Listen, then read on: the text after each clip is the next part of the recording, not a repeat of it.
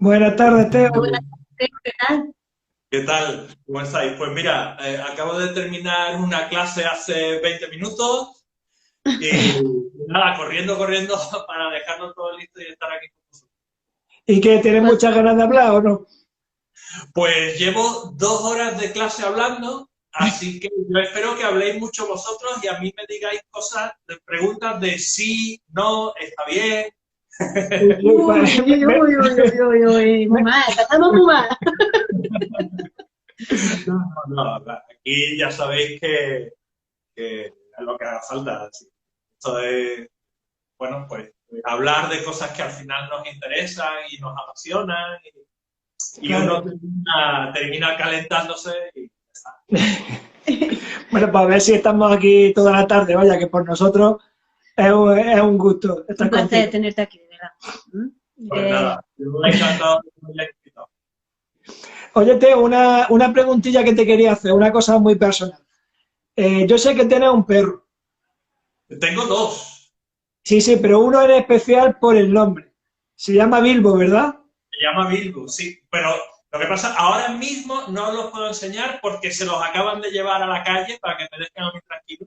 Una pena, una pena. Nos encantan los bichitos estos. Mira, te iba, Digo, a ver si ahora cuando suban, dentro de un ratito, lo enseño. Sí, se Bueno, estupendo. no lo llama presentes. Bilbo.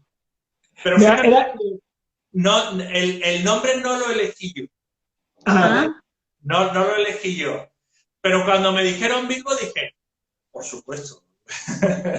claro que sí. pues es que era un comentario, ¿no? Una cosa que siempre me ha dado por pensar, ¿no? Porque Bilbo, si sabes, en vascuence significa Bilbao. Sí, sí, sí. Y claro, yo decía, porque hay otro personaje que es Aragorn, o Aragorn, es que no sé cómo es. Porque si es Aragón. Lleva una R antes de la N. de la M, vale. No, pero yo pensaba, digo, claro, lo mismo Tolkien estuvo por aquí, por España. Bueno, yo no sé si llegó a estar aquí, pero hay una historia que no sé si conocéis que relaciona a Tolkien con Bertín Osborne.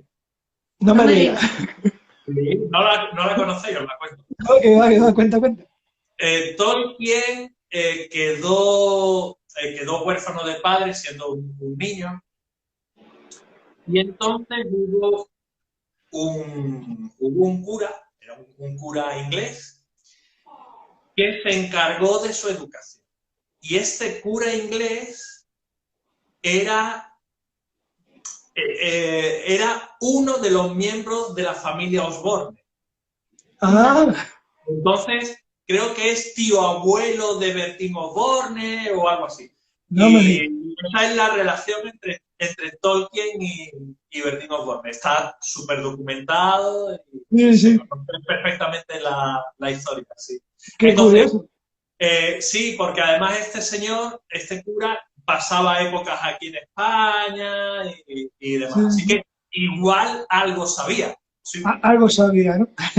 Pues mira, es una cosa que yo Una siempre había curiosidad. pensado y que puede que tenga razón. sí, sí. Sí, bueno, pues Una curiosidad, vamos. la verdad. Yo quiero preguntarte una cosilla, ahora cuando Dime. puedas. Que creo que te he Dime. cortado. Que quiero No, no, preguntarte una cosilla. a mí me gusta mucho Tolkien y el universo de Tolkien y demás. Y bueno, considero que es uno de los grandes escritores de todos los tiempos, sin duda. Y que de hecho eh, nos ha inspirado a muchos autores de mi generación a ponernos a escribir. Es un hecho. Sí, sí. Sí, Javier Pellicer también nos estuvo hablando un poquillo al respecto, que nos mandó saludos para ti, por cierto, ¿eh? Bueno, es que Javi y yo somos buenos amigos. Otro autor al que también le encanta Tolkien es Blas Malo, no sé si lo conoceréis, que No. también Mm, es amigo mío. Pues invitarlo un día que también os contará cosas de Pues él. Y Javi, pues nada, Javi, un placer, yo lo quiero mucho. Muy apañado. estupendo, pues queda pendiente entonces. Ya te Muy bien. preguntaré. Bueno, la pregunta era que si tienes pensado o tienes en mente algún proyecto nuevo. Sí, sí, idea en la cabeza uno tiene unas cuantas. Ahora mismo tengo dos novelas. Una está completamente planificada y llevo escritas justo 99 páginas, y la otra está en proyectos de revisión de la planificación. Y ahí estoy. Son dos novelas, transcurren en épocas completamente diferentes, una en el siglo, a caballo entre el finales del 18 y principios del 19, y con la otra regreso por primera vez, repito, no, por primera vez no, miento, porque ya en La Boca del Diablo repetí época en el siglo XVI con El Trono de Barro, pero repito época otra vez en el siglo XI. Lo que pasa es que ahora, en vez de transcurrir en el sur de la península, esta historia transcurre en el norte de la península. Es misma época, pero diferentes localizaciones.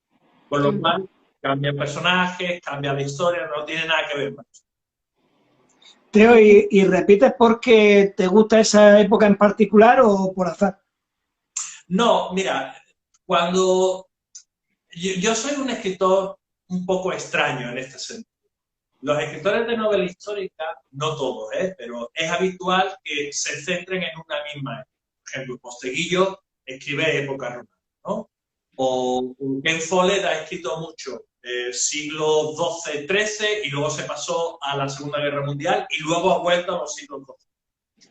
Que es habitual, ¿no? Que un autor que dominas más o menos una época, pues tus historias transcurran ahí.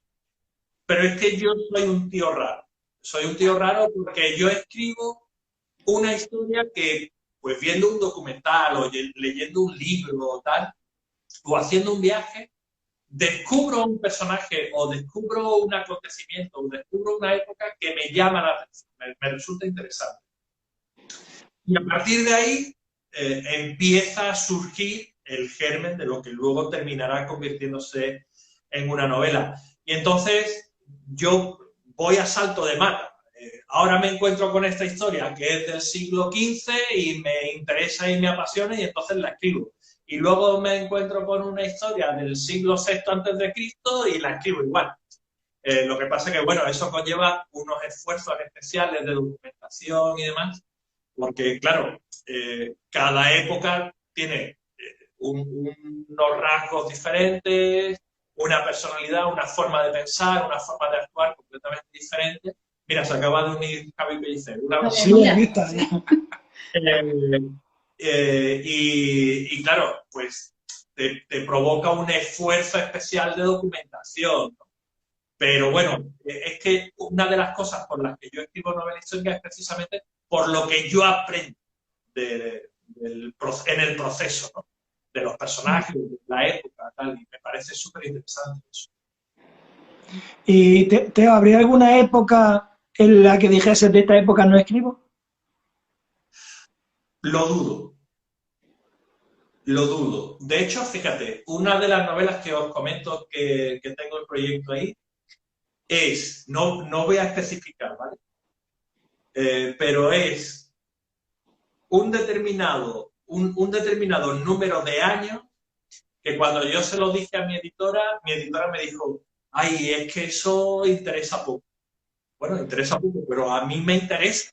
Claro. Es una historia que a mí sí me interesa. Y entonces, pues la tengo ahí. A lo mejor luego no se publica, porque realmente no tenga público o no haya gente a la que le pueda llamar la atención. Pero bueno, a mí me interesa. Yo quiero escribirlo. Claro. Y Teo, ¿cómo te enfrentas a estos proyectos que tenés entre medio? Bueno, tú ya me conoces un poco, yo soy terriblemente estructurado. O sea, yo, para otras cosas no, si os enseño ahora mismo mi mesa, no os la voy a enseñar. Pero es un caos, ¿vale? Yo siempre, esto lo cuento mucho en broma, hace muchos años leí que todos los genios tienen su mesa de trabajo hecha un desastre. Bueno, yo soy un medio genio como mínimo, porque mi mesa es terrible. Pero luego, para la escritura, para la preparación de las novelas que voy a escribir, soy muy estructurado. Tengo muy claro todo lo que va a pasar, trabajo paso por paso todos y cada uno de los elementos que voy a necesitar para mi novela. Me fijo mucho en coser con puntadas muy finas absolutamente toda la historia, las diferentes tramas y demás. Y cuando ya tengo todo eso preparado y tengo un resumen de cada una de las cosas que va a ocurrir en todos y cada uno de los capítulos, entonces empiezo a escribir. Pero no, normalmente, a veces hay alguna excepción, pero normalmente no pongo ni una sola línea de mi novela hasta que lo tengo todo claro. Y normalmente sé cuál va a ser la primera frase de mi novela y la última frase. Sí. Sí. Y absolutamente todo lo que va a pasar entre la primera y la última. Eso es muy interesante, la verdad. De hecho, eso es lo que nos enseña en el método P. Sí. Efectivamente. Os lo digo muchas veces, ¿no? Es que yo solamente puedo enseñaros lo que yo sé, lo que a mí me sirve, lo que a mí me funciona y lo que yo he comprobado por experiencia personal que lo puedes llevar a la práctica. Claro. Está Javi Pellicer aquí, por ejemplo. Pues yo no te puedo enseñar la forma en la que trabaja Javi, para eso tienes que hacer un curso con Javi, ¿no? Claro. Pero yo sí, además, tú lo sabes, yo os enseño hasta cómo son mis resúmenes de capítulos y cómo son mis plantillas, y os lo enseño absolutamente todo. Porque es la forma en la que yo he comprobado que me funciona la escritura. Sí, y es verdad que nos lo enseña además, y además muchas veces es alucinante. Que te queda un poco noqueado.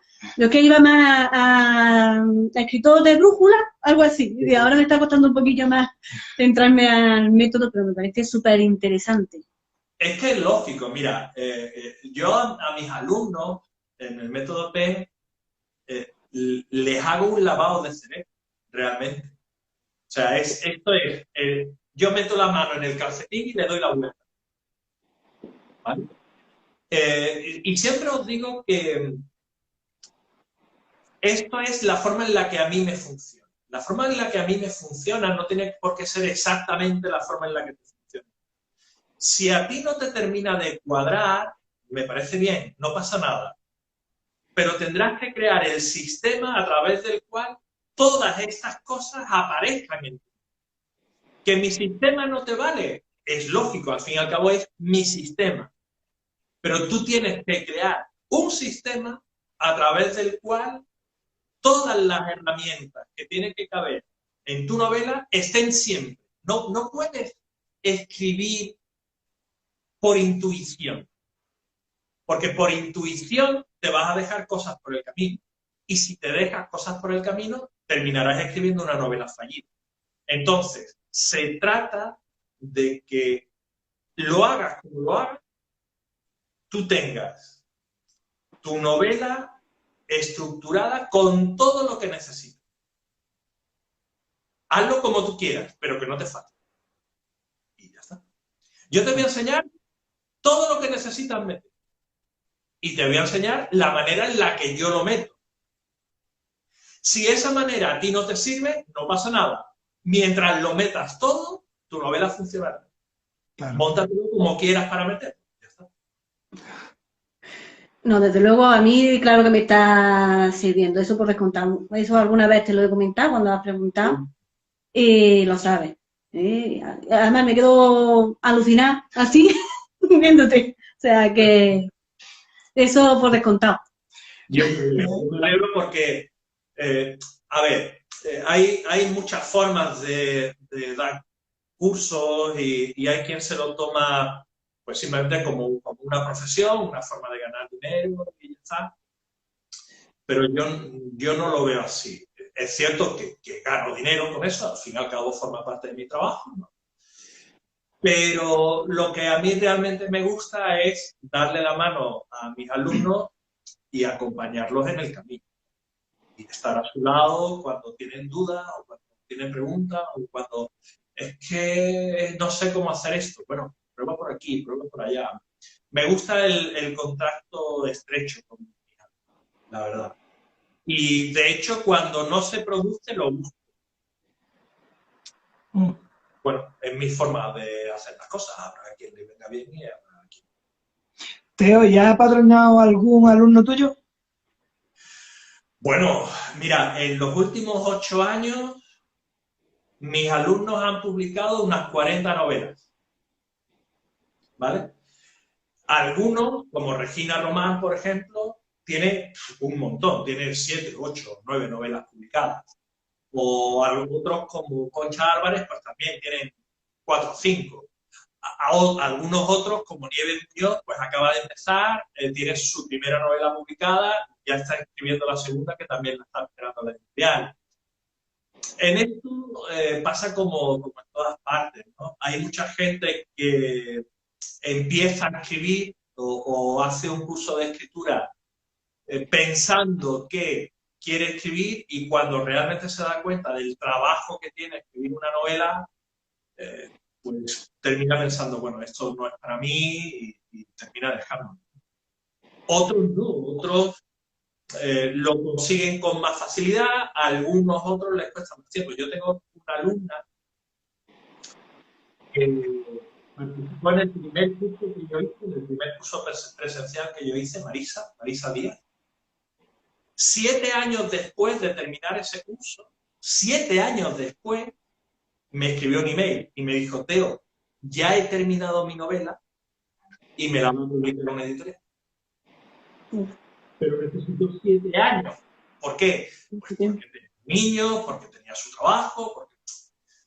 En fin, ahí los tiempos de cada uno son los tiempos de cada uno. Esta tarde, precisamente, yo hablaba en clase con los alumnos y le comentaba que uno de los mayores errores que puede cometer un autor novel es querer conseguir resultados rápidos. Esto normalmente no funciona. Y siempre pongo ejemplos de los más grandes, ¿no? Stephen King, por ejemplo, él lo cuenta en uno de sus libros. Cuando él empezó, colocó un clavo en la pared y empezó a colgar en ese clavo todas las cartas de rechazo que recibía de las editoriales que no querían publicar su novela. Y al cabo del tiempo tuvo que quitar ese clavo, poner un clavo más largo para poder seguir metiendo cartas de rechazo. Y es Stephen King. Y ahora nosotros queremos llegar con lo primero que escribimos, sin tener preparación, sin saber si realmente vale o no vale, y queremos publicar nuestra primera novela y que sea un éxito. Pues es que no es realista. Claro. No es realista. Eso es, no digo que no ocurra, pero hay uno entre 1.000.000, ¿vale? Claro. Y el autor novel, una de las cosas que debería hacer, yo lo tengo clarísimo, es formarse.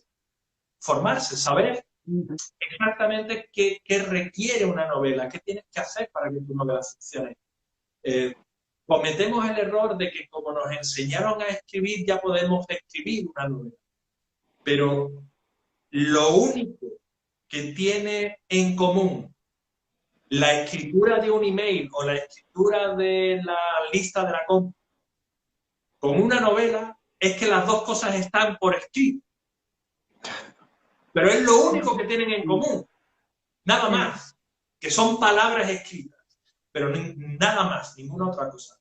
Entonces, si quieres escribir, si quieres realmente dedicarte a la escritura y desarrollar una carrera como autor, lo primero que un autor novel debería hacer es dedicar tiempo a formarse como escritor. Teo, ¿y cómo te puedes formar? Bueno, a través de cursos de escritura. Aquí en España es que no tienes otra opción. Por ejemplo, en Estados Unidos o en México hay universidades que tienen workshops, tienen cursos especializados de escritura, de los que han salido grandísimos. Aquí en España eso no lo tenemos. Es cierto que hay algunas universidades que tienen másters de narrativa. Pero un máster de narrativa normalmente no es lo que tú necesitas para aprender. Porque en un máster de narrativa normalmente lo que se te enseña es historia de la literatura, mucha teoría, muchos ejemplos de cómo Joyce escribió el Ulises, este tipo de cosas. Pero lo que tú necesitas si quieres dedicarte a escribir es otra cosa. Es que te digan, oye, esto es igual que, siempre pongo los mismos ejemplos y tú lo sabes. Esto es igual que hacer arroz con pollo.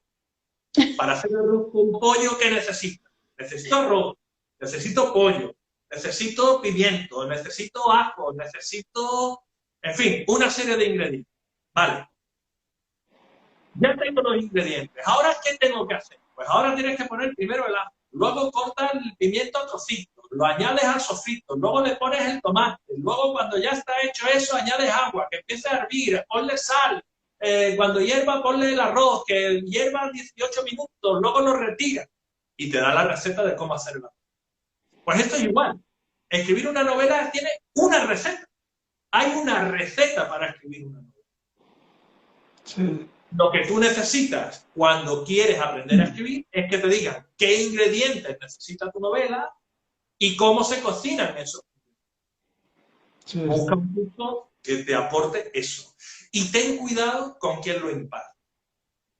Sí. Hay muchos cursos, muchos cursos, estos pasan en todos sitios, ¿no?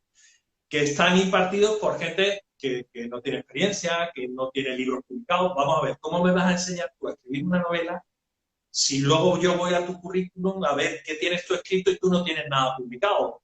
Si tú no tienes nada publicado, ¿cómo me vas a enseñar a mí a publicar? Es que no tiene sentido. Claro. Pero hay mucha gente que lo hace. Entonces, mira bien el temario y mira bien la persona que te va a dar el curso. Hay cursos estupendos y maravillosos y otros con los que tienes que tener. Bueno, pues yo recomiendo aquí el método P, que lo sepa. Y se lo recomiendo a él también. Me han hablado muy bien de ese programa, sí. Sí, ¿verdad? Estupendo, y el profesor ideal. Sí. Genial, no, de verdad lo digo de corazón. De verdad que sí. Aquí Javier dice algo. Dice que escribir es como cualquier otro oficio, nadie nace enseñado. Normal. Totalmente de acuerdo con él. Siempre es bueno que alguien te dé una guía, porque si no te pierdes un poco, vamos, es lo que pienso yo. Lo que sí.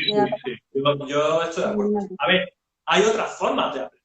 Tú te puedes ir a una librería, comprarte los 48.325 libros que haya sobre teoría narrativa, llevártelos a tu casa, dedicarle 8 años a leerlos, 10 años más a entender lo que dice, luego buscar la fórmula de aplicar eso y ponerte a escribir.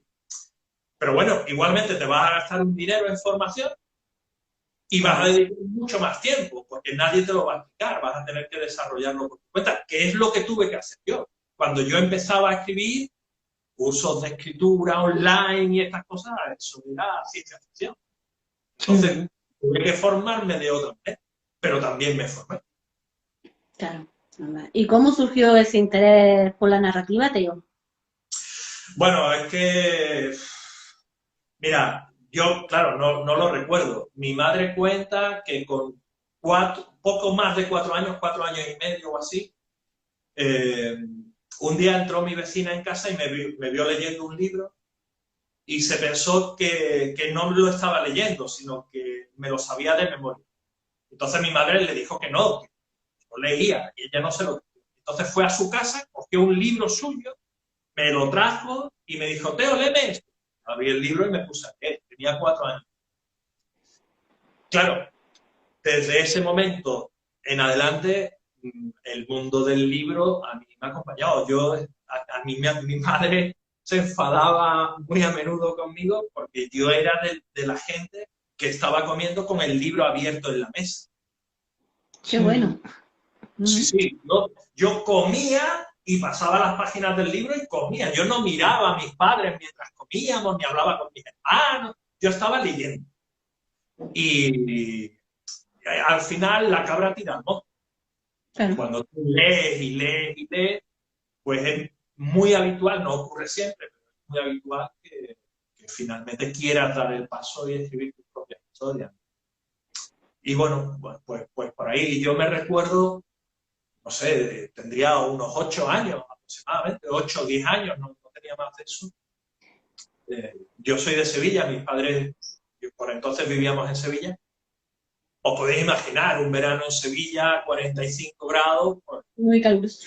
Fresquito, fresquito. Ya ves. entonces, yo me recuerdo con esa edad, tumbado en el suelo de casa, escribiendo historias de piratas porque había leído El Corsario Negro, que por cierto ahora lo estoy releyendo, después de 40 años. ¿No? 30 Claro. años. Entonces, claro, al final es algo que llevas dentro. Es cierto que la vida es muy puñetera, ¿no? Entonces, te suele desviar de lo que tú quieres hacer. Y durante muchos años yo no me dediqué a la escritura, hasta que caí en una depresión profunda y terminé vamos, de muy mala manera. Yo estuve casi un año sin salir de mi casa, entre otras cosas, porque no era feliz con mi vida, no era feliz con lo que yo hacía. Yo quería escribir y quería estar encerrado delante del ordenador contando historias, era lo que yo quería. Y en cambio, pues tenía que estar pelando perros, que yo adoro a los perros. La peluquería canina no es con lo que yo me siento realizado, o conduciendo un camión, o trabajando en un almacén, y eso no me hacía feliz. Hasta que, bueno, finalmente toqué fondo y a partir de ese momento empecé a trabajar para construir la vida que realmente quería llevar. Y ahora, pues, es la que tengo. Teo, tú también eres asesor de una editorial, ¿no? Bueno, sí, he trabajado, no me dedico a tiempo completo a este tema, pero he trabajado con varias editoriales y de hecho ahora mismo estoy trabajando con una de ellas.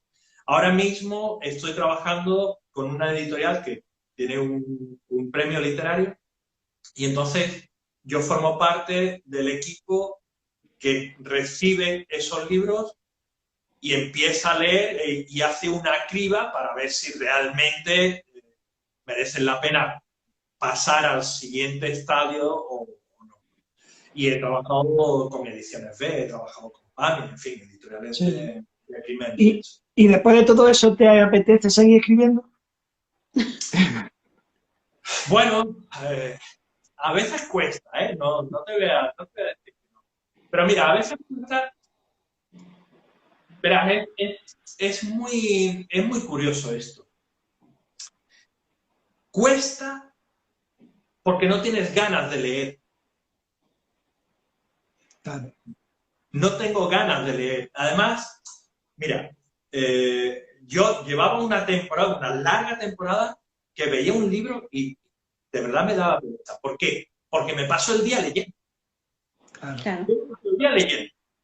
Me paso el día leyendo libros de editoriales, me paso el día leyendo libros de gente que me contrata para que le haga un informe de lectura o una corrección, me paso el día leyendo relatos de alumnos, me paso el día leyendo.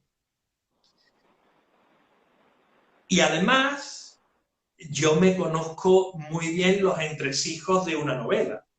Cuando yo me compro una novela y empiezo a leer la novela, me da pereza, porque sé lo que viene justo después. Sí, sí. Es difícil que una novela me sorprenda y es difícil que una novela me enganche. Entonces, me cuesta trabajo leer. Y de hecho, ahora estoy volviendo a leer clásicos. Acabo de leer Drácula, estoy leyendo El Corsario Negro, como decía, para recuperar el amor por la lectura, que lo tengo un tanto oxidado. Sí, Es un escritor que no lee, no puede escribir. No puede escribir, te falta gasolina, es la gasolina de tu coche. Si eres escritor. O lees o no escribirás nunca.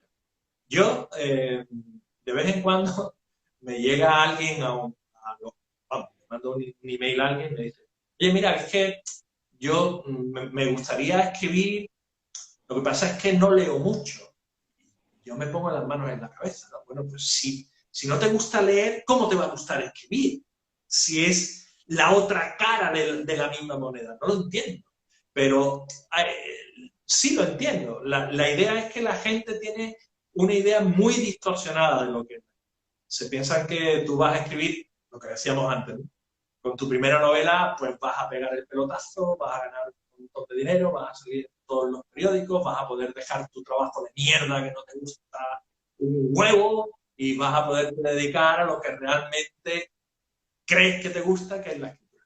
Hace unos años salieron con unos días de diferencia un par de encuestas que me llamaron muchísimo la atención. Una fue creo que era la Federación del Gremio de Editores de España, que decía que en España menos del 50% de la población lee habitualmente. Unos días después salió una encuesta de Amazon que decía que en España más del 50% de la población quiere escribir un libro. Fíjate. Entonces, claro, tú ves eso y dices, bueno, que venga el fin del mundo pronto y nos lleve ya. Sí, ahí está la importancia de leer y leer y leer mucho. Y desde tu perspectiva, ¿cómo podrías fomentar eso? ¿Qué harías para fomentar la lectura, precisamente? Para empezar, hace mucho tiempo, muchos años, que aquí en España no hay un buen plan de fomento de la lectura para los jóvenes. Yo entiendo la importancia de leer a Garcilaso de la Vega y de leer a Cervantes y demás. Pero yo esto lo he sufrido, tú con 12 años, yo porque era lector empedernido me leía lo que me echaras. Pero tú con 12, 13 años, 14 años, no puedes poner a un niño a leer La Celestina. Porque que no le va a gustar, no le va a gustar leer. ¿Cómo coño me va a gustar leerme el Cervantes en lenguaje del siglo XVI? ¿Pero qué me estás contando? Sí, me río porque lo sé. Claro, dame un libro que me transporte a otro mundo. Dame un libro que me haga soñar. Dame un libro que me divierta. Dame un libro con el que pueda abandonar por un rato el mundo en el que vivo y me transporte a un universo diferente. Y ya llegaré al Quijote. Y os digo una cosa, si no llego a leer el Quijote, oye, tampoco pasa nada, ¿eh? Hombre, lo suyo es que lo leas.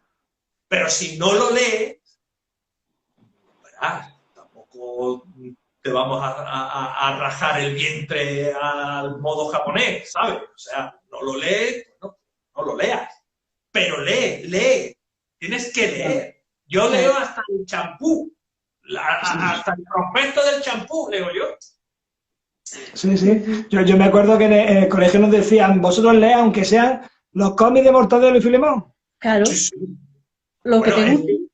Es que los tebeos es una pena que se hayan perdido porque eran grandes introductores a la lectura. Grandísimos introductores a la lectura. Yo recuerdo cuando yo era un crío, todos los sábados, mis padres me daban 25 pesetas. 25. Una moneda de 25 pesetas. Tal como me la daban, yo me iba al kiosco de la esquina y me compraba un tebeo. Todas las semanas. Claro, a saber dónde está todo aquello. La verdad que me dio mucha pena perder todo eso. Pero yo era lector de tebeos. Era una gozada. Y se ha perdido eso. Y para mí, uno de los mejores momentos de mi carrera literaria fue un año en la Feria del Libro de Madrid, en una comida con la editorial, en la que estuve sentado a la misma mesa que Ibáñez, el creador de Mortadelo y Filemón. Sí, no me digas. ¡Qué chulo!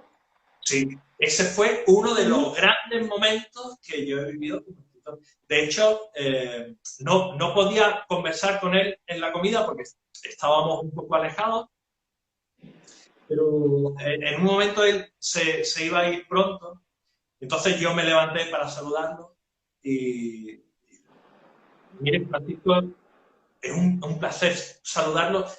Hoy estoy yo aquí porque de pequeño leía Mortadelo y Filemón. Sí, sí. Y el muy cabrón va y me dice, ¿pero siguen leyéndolos ahora? Anda. Claro, ¿Siguen leyéndolos ahora? Esa es la idea, se reía así por lo bajini. claro. Un personaje completamente extraño. Fue Maravilloso. un momentazo para mí, lo atesoraré toda la vida. Sí, pues Javier, al hilo de todo esto, dice, tú dale Drácula al hobby y ya lo tienes. Ya está. Claro. Bueno, Drácula lo he leído. Y el Hobbit también, así que... Y me engancharon, así que Bueno, es que ya me Drácula, tenéis. Y yo, por aquí Germán dice que totalmente... que es muy cierto. Supongo que será cuestión de lo que estábamos hablando, Sí, la lectura y demás. Y Amparo dice que sí, es cuestión de los cómics, imagino que es. Pues ya, sí. únete al club. Es que sí, los cómics, yo me acuerdo que de chico yo compraba los del Pato Donald y Mickey Mouse y me los bebía. La verdad que a mí me no, gustaba leer aquello y eran mi muy chicos. hermano, mi hermano tenía una colección del Capitán Trueno, y es que ese tipo de lectura para los niños, 10, 12 años, adolescentes, es la vida, es la vida. Y yo creo, retomando lo que me preguntabais de qué hace falta, yo creo que hace falta un buen plan de formación. Y luego es responsabilidad un poco también de es cierto que vivimos en un mundo diferente, que los padres ahora están más ocupados, que pasan más horas fuera de casa. Bueno, es cierto. Pero si tú quieres que tu hijo lea, algo que puede ayudar sin duda es sentarte con él y leer. Tú con tu libro y él con el suyo. Y dedicar media hora al día o una hora el sábado y otra el domingo, pero que te vea leer y fomentar esa lectura. Claro, Siempre fomentarla, con lecturas apropiadas, ¿no? claro. Y fomentarla también con el ejemplo, quizás. ¿No? Bueno, pues, Sí, sí, totalmente, totalmente. por lo Yo menos, en mi casa tuve mucha suerte porque mis padres eran socios del club de lectores, entonces en mi casa había muchísimos libros. Mira, un libro que yo lo leí mucho antes de lo que debería, pero es que ya digo que yo era un lector empedernido. A mí es una historia, y de hecho hace unos años, cosa de año y medio o así, me lo volví a comprar y me compré un par más sobre la historia. Es que cuando yo leí aquello me impactó. No es novela, es la historia de Viven, del accidente en los Andes. Bueno, cuando yo leí aquella historia me produjo un impacto tan profundo que me dejó completamente en shock. Y eso es lo que hace una buena lectura. Lo que hace una buena lectura es mostrarte que hay otros mundos fuera de lo que tú conoces. Que tú estás sentado muy comodito en tu sofá, pero que fuera de tu sofá pasan cosas muy terribles. Teo, ¿y qué es lo que a ti te hace chof en una novela? Que digas tú, esto es bueno. Esto es bueno. o que te impacte, que también. Es que es complicado. Mira, últimamente, por ejemplo, me fijo mucho, me llama mucho la atención la voz del narrador, la voz que el autor consiga darle al narrador. Es un tema que me interesa. Y otro tema que últimamente me interesa mucho también es cómo utiliza el tiempo narrativo. El tiempo narrativo, o sea, tu historia va a ser lineal, ¿vale? Va a empezar aquí y va a terminar en este otro punto. Esto es, por ejemplo, yo qué sé, el 1 de febrero y esto es el 27 de febrero, ¿no? Pues tu historia transcurre en estos 27. Pero tú no tienes por qué contar la historia en orden. Puedes alterar el orden. Sí. Y a veces, cambiando cuando estás contando las cosas, puedes conseguir efectos muy interesantes. Últimamente, esas dos cosas, el tiempo narrativo por un lado y la voz del narrador por otro, es algo que si están bien trabajados, me gusta. Mira, en este sentido, el miércoles, estuve en la presentación, vamos, acompañé a Iñaki Bilbi en la presentación de su última novela en Casa del Libro. También lo hicimos por aquí, por Instagram. Y la novela de Iñaki se titula Proyecto Moisés. En ese sentido es una novela muy interesante, porque cuenta una historia ficticia dentro de la Segunda Guerra Mundial, en la que hay un comando, una serie de soldados, que van a tener que realizar una misión en Alemania. Y entonces hay un coronel que tiene que elegir a los soldados, bueno, no a los soldados, tiene que elegir a las personas con las que se va a conformar ese comando. Entonces, cada vez que aparece uno de estos personajes, el tiempo se rompe ahí, hacemos un flashback al pasado del personaje y nos cuenta la vida del personaje hasta llegar a este. Y bueno, pues este tipo de cosas me parecen interesantes, el uso del tiempo narrativo y de la voz del narrador. Aquí Javier ha dicho algo más. Dice que esos aspectos cada vez los trabajo más, escapar de lo habitual. Voy a coger, lo tengo aquí al lado. Mira aquí. Mira. A ver. Que va a beber agua. Bueno, que yo había entendido lo de Bilbo también. No, Bilbo no ha llegado. Todavía no ha llegado. Tengo una preguntilla. Tú que trabajas con editoriales, ¿cómo debe un escritor acercarse a una editorial? Con cabeza. Con cabeza. Si, mira, precisamente estos días con uno de los cursos estamos hablando. Para empezar, tu primera novela seguramente tenga muchas carencias y es muy difícil que te la publiques. Pero no porque sea un desconocido, sino porque tu novela tiene carencias. ¿Vale? Entonces, antes de mandar tu novela a una editorial, mi consejo, contrata un informe de lectura. Un informe de lectura de un profesional que te analice la novela y te la lea y te diga, pues mira, tienes de bueno esto y esto y esto, pero tienes que mejorar esto y esto y esto y esto y esto y esto y esto y esto y esto y esto y esto. ¿Vale? Y entonces, trabájala y mejórala. Una vez lo hayas mejorado, es hora de acercarte a una editorial. Y si lo que tú haces es coger, imprimir el libro, encuadernarlo y mandarlo a las editoriales así, a las buenas de Dios, pues lo estás haciendo. Tienes que hacer una búsqueda de la editorial adecuada, porque no todas las editoriales publican todo tipo de libros. Tienes que contactar con el editor previamente para ver si están abiertos a aceptar originales no solicitados o no.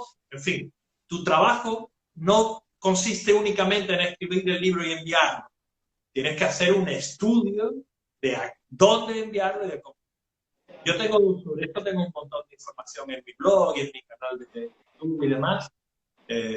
Reducirlo aquí, por mucho que lo reduzca, iba a estar contestando a esta pregunta como una hora, así que mejor explicarlo así, ¿no? Tu trabajo no termina con escribir la novela y enviarla, sino que hay mucho trabajo detrás de eso. Si te interesa, pues busca información. Teo Palacio, cómo contactar con una editorial en mi canal de YouTube o en mi página web y vas a encontrar eso. ¿Y en tu caso cómo fue? ¿Tú cómo lograste hablar con...? Yo es que no fui directamente a una editorial, yo busqué agencias que me representaran. El proceso es el mismo, ¿eh? Básicamente, el proceso es el mismo. Hay que tener en cuenta que entrar en una agencia es casi más difícil que entrar en una editorial, ¿vale? Pero bueno, el proceso viene a ser similar. Bueno, pues yo busqué agencias que se encargaran de lo que yo escribía, me puse en contacto con ellas, les envié la novela, les gustó o no, terminé firmando el contrato y a partir de ahí ellos se encargaron de buscar el editorial para la... Sí, sí. Pues Amparo mira, está preguntando algo. Amparo dice que en teoría sabemos que planificas las novelas, pero ¿cómo te planificas para escribir? Me imagino que será tu día a día, ¿no? De cómo, si tienes un día concreto o Sí, mira, todos los días te pones.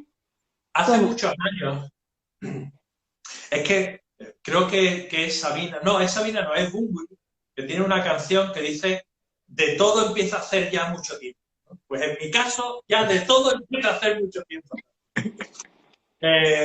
Hace ya mucho tiempo asistí a una charla que daba José Carlos Somoza. José Carlos Somoza es uno de los grandes escritores de thriller de España y dijo algo con lo que estoy completamente de acuerdo. Él decía que para escribir un escritor necesita rutina.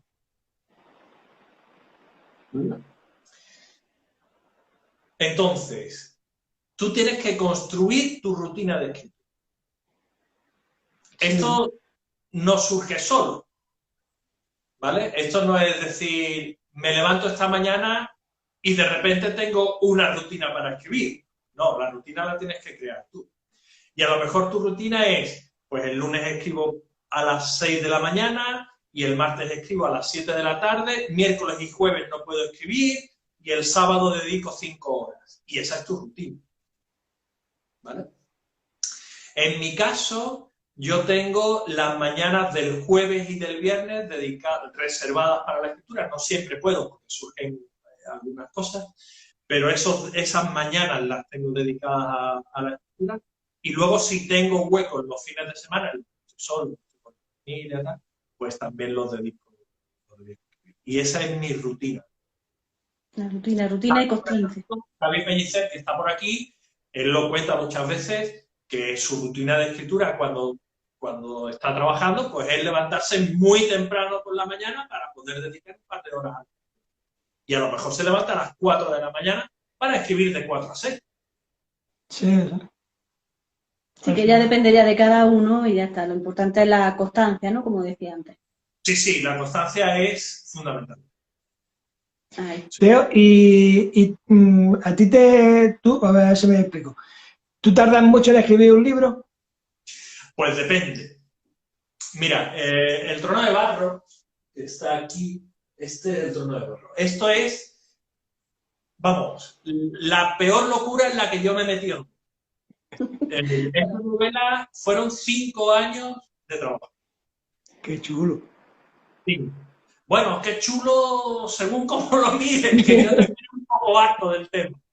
Sí, pero la verdad es que tiene que ser bonito dedicarle 5 años a... Sí, luego hay otras, como por ejemplo Muerte y Cenizas, que está justo al lado, en la siguiente, Muerte y Cenizas. Esta ha sido la novela que más fácilmente escribo. Y tardé unos 8 meses en escribir, aproximadamente. Cada proyecto es distinto, ¿no? Con la predicción del astrólogo estuve también un par de años, Hijos de Heracles fue cosa de año y medio, En la boca del diablo también fue un año aproximadamente. Es que cada proyecto es diferente, si necesita muchísima documentación, si no, en fin. Bueno, pero eso, ya sabes que José Luis San Pedro, su libro de octubre, tardó 20 años en escribirlo. Sí, bueno, pero a ver, yo estoy diciendo el proceso desde que me pongo hasta que lo termino. Sí. Pero antes, a lo mejor llevo 1 año y medio o 2 dándole vueltas a la cabeza, o 5 años desde que surge la idea y va evolucionando, va madurando y empiezas a poder trabajar con ella. Normalmente, cuando te surge una idea, no puedes empezar a trabajarla de inmediato, porque te falta infinidad de información sobre esa idea. Esto es un error que suelen cometer los autores de novelas. Ay, se me ha ocurrido algo, me pongo a escribir. Cuando llevas 40 páginas ya no sabes por dónde seguir. Falta un montón. Sí. Y es verdad que pasa. No, la verdad que sí. Pero yo es que la verdad que me quedo alucinado cuando me habláis de que os tenéis 5 años nada más que para escribir. Es decir, ¿cómo puedes estar 5 años escribiendo? Pues porque el proyecto te lo requiere. Sí, sí. El proyecto te lo requiere. No es solamente escribiendo, es proceso de documentación. A veces estás escribiendo y llegas a un punto. Mira, por ejemplo, lo más complicado de escribir novela histórica, que es a lo que yo me dedico, es conocer el día a día. ¿Cuánto costaba una docena de huevos en el siglo XVI? Ni idea. ¿Cuál era el salario de un carpintero en el siglo XVI? ¿Cuánto se cobraba, cuánto costaba un vaso de vino en el siglo XVI? Ni idea. Pues encontrar eso es la muerte. No. Encontrar ese dato, eso es la muerte. Sí, sí. Y hay veces que tú necesitas, si no el dato exacto, por lo menos algo parecido. Amparo, ¿tenían gallinas en casa? Algunos. Otros no. Que las tuviese. Claro, algunos tenían gallinas en casa, otros no las tenían. Claro. ¿Vale? Entonces, esos datos muchas veces no eres capaz de localizarlos. A veces los encuentras en lecturas clásicas, obras de teatro de la época, pues te hablan un poco de este tipo de cosas, ¿no? Pero a veces llegas a un punto en tu novela en la que necesitas algo y ahora te quedas 3 meses parado leyendo de todo a ver si encuentras información que te ayude en ese punto. A veces lo encuentras y a veces no, y tienes que dar un rodeo sobre eso. Entonces los procesos se alargan. Hay veces que la dificultad consiste precisamente en que tienes un exceso de información. Yo, por ejemplo, con El Trono de Barro, no sé, leí literalmente miles de páginas en el proceso de documentación del Trono de Barro, porque leí varias monografías de diferentes personajes, Felipe II, Duque de Lerma, Margarita de Austria, y luego información de lo que estaba pasando. En la época yo encontré, por ejemplo, la relación que hacía un secretario real de los acontecimientos que iban ocurriendo en la corte mes a mes durante 25 años. Pues yo me leí aquello de punta a rabo. Claro. Y de hecho encontré mucha información que aparece en la novela gracias a ese documento, ¿no? Entonces, bueno, forma parte del trabajo. Claro. Aquí pregunta Maze Planning, ¿de qué época te ha costado más encontrar la información? Sin duda, de la Esparta arcaica. Hijos de Heracles es la primera novela que yo tengo publicada. Es una novela que transcurre alrededor del año 750 a.C. Estamos hablando de hace casi 3.000 años. De la Esparta de esa época, lo único que queda literalmente son 4 piedras allí perdidas y nada más. Cuando yo empezaba a documentarme para esa novela, algunos especialistas, algunos historiadores me decían que este acontecimiento había ocurrido en el año 600 a.C. Y este otro historiador me decía que el mismo acontecimiento había ocurrido 200 años antes. Claro. Locura. Y entre medio había un montón de lagunas en las que no había información.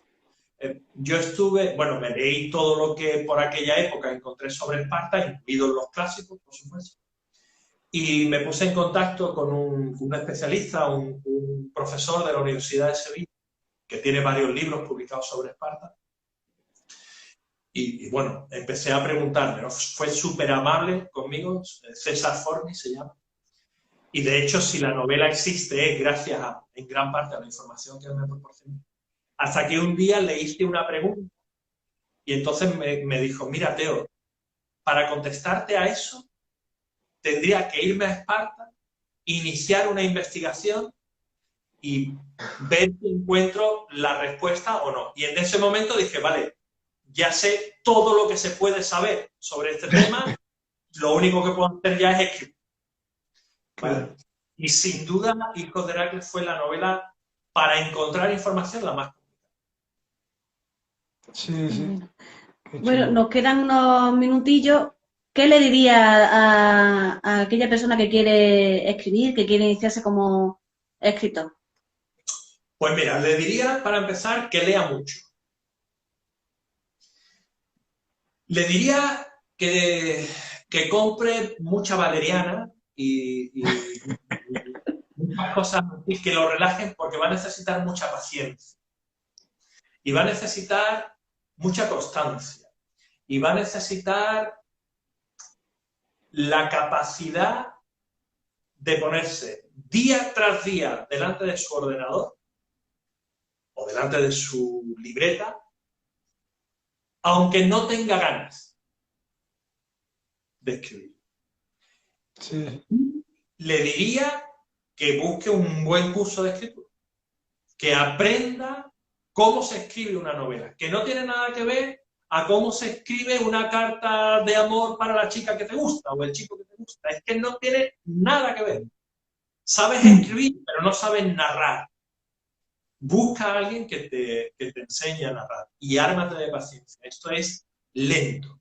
Mirad, el proceso de escritura de una novela de tamaño medio pues puede durar alrededor de un año y medio, 10 meses aproximadamente, ¿no? Vamos a poner un año. Pues desde el momento en el que tú empiezas a escribir tu novela hasta la que termina, ha pasado un año. Cuando termina. Teniendo en cuenta que ya sabes escribir una buena novela. O sea, eso que has escrito ya tiene cara y ojos y tiene la calidad suficiente como para llamar la atención de un lector. Has terminado de escribir. Ahora tienes que dejarla reposar unos meses antes de revisarla tú.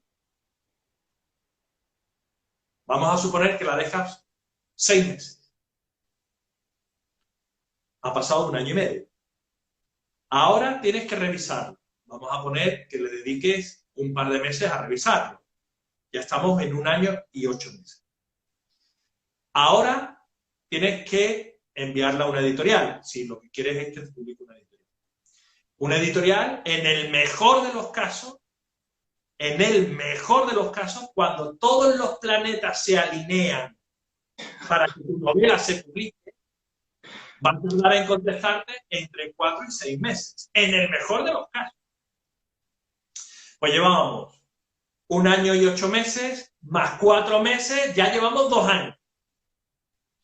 Ahora, la editorial te dice, 2 años después de que tú empezaras a escribir, te dice, oye, sí, que la quiero publicar.